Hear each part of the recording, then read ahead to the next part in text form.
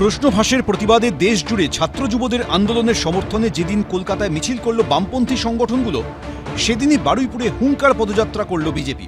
বুধবার সিপিএম নেত্রী ঐশী ঘোষকে গ্রেফতারের চেষ্টার অভিযোগে জাদুঘর থেকে আলোছায়া মঞ্চ পর্যন্ত মিছিল করে একাধিক বামপন্থী সংগঠন। যেসব ছাত্র বেরোজগার হয়ে রয়েছে তারা কি রোজগার পাবে, এনইপি কি ঠিক হবে, এগুলোর উত্তর পাচ্ছি না।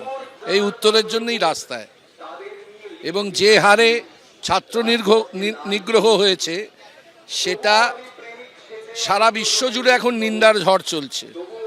তো সেক্ষেত্রে দাঁড়িয়ে তো আমরা চুপ করে বসে থাকতে পারি না, আমাদের একটু কোনো কথা তো বলতে হবে।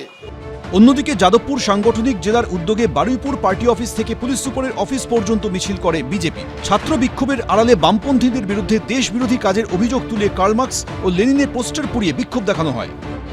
তাদের পরিষ্কার বক্তব্য, যেভাবে দেশবিরোধী স্লোগান দেওয়া হচ্ছে, যেভাবে দেশবিরোধী কার্যকলাপকে আগে নিয়ে আসা হচ্ছে, এটা পরবর্তী সময় কিন্তু ঘোরতর বিপদ ডেকে আনতে পারে। স্টুডেন্টদের নাম নিয়ে রাজনৈতিকভাবে কীভাবে অশান্ত করে তুলেছে সারা ভারতবর্ষকে, যেগুলি হওয়ার কোনো যৌক্তিকতা নেই। তো এবং তার পেছনে আমাদের বাম শক্তি ভীষণভাবে কাজ করছে। সাভারকারের শিষ্য যারা, বিশ্বাসঘাতকদের অংশীদার যারা, দেশের স্বাধীনতা সংগ্রামে যাদের কোনো ভূমিকা নেই, তারা স্বাধীনতাও বুঝবে না, মুক্তির আন্দোলনও বুঝবে না। মানুষের মুক্তির আন্দোলনের লাল ঝান্ডা প্রতীক, ফলে লাল ঝান্ডা দেখলে ওদের গায়ে কাঁপন দেখা দেয়। লাল ঝান্ডাকে পদদলিত করে যারা চলছে তারা বিশ্বাসঘাতকের বাহিনী। মঙ্গলবার দিল্লিতে সিপিএম এর সদর দপ্তরে জোর করে ঢুকে এসএফআই এর যুগ্ম সম্পাদক ঐশী ঘোষকে গ্রেফতারের চেষ্টা করে পুলিশ। সিপিএম এর এই অভিযোগের প্রসঙ্গ বুধবার ওঠে রাজ্যসভায়। A Delhi police team burst into the headquarters of CPM. It was to arrest Aishi Ghosh. Her only mistake was that she participated in Jandar Mandar agitation. The shocking thing is that they came without uniform. Bihar में, आसाम में, बंगाल में जिस तरीके का particular targeting हो रहा है, उसको जिस तरीके से आज पार्लियामेंट में उठाया और उसमें एक्सपोज करना जो गवर्नमेंट के तरफ से रेस्पॉन्स था। सर्विलेंस इशू में भी गवर्नमेंट का रेस्पॉन्स क्या था कि ये नॉर्मल है, सर्विलेंस नॉर्मल नहीं है, फेशियल रिकॉग्निशन टेक्नोलॉजी नॉर्मल नहीं है।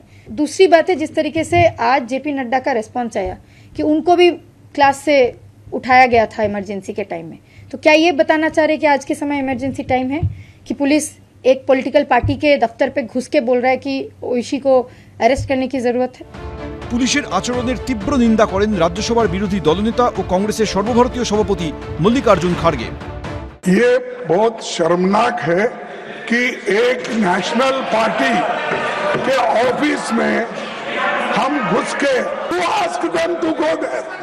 পাল্টা জবাব দিতে গিয়ে জরুরি অবস্থার প্রসঙ্গ টেনে আনেন কেন্দ্রীয় স্বাস্থ্যমন্ত্রী JP Nadda. I have been a student activist and I have been arrested many times from the classroom in emergency days when Congress party was ruling. This is a normal situation. A student activist has to face and those who take law and order in their own hand. The police have to act accordingly and the police has acted accordingly. সব মিলিয়ে প্রশ্ন ফাঁসের প্রতিবাদে দেশজোড়া ছাত্র আন্দোলন নাড়িয়ে দিয়েছে গোটা দেশের রাজনীতিকে। উজ্জ্বল মুখোপাধ্যায় ও সুকান্ত মুখোপাধ্যায়, এবিপি আনন্দ। এবিপি আনন্দ, এগিয়ে থাকে, এগিয়ে রাখে।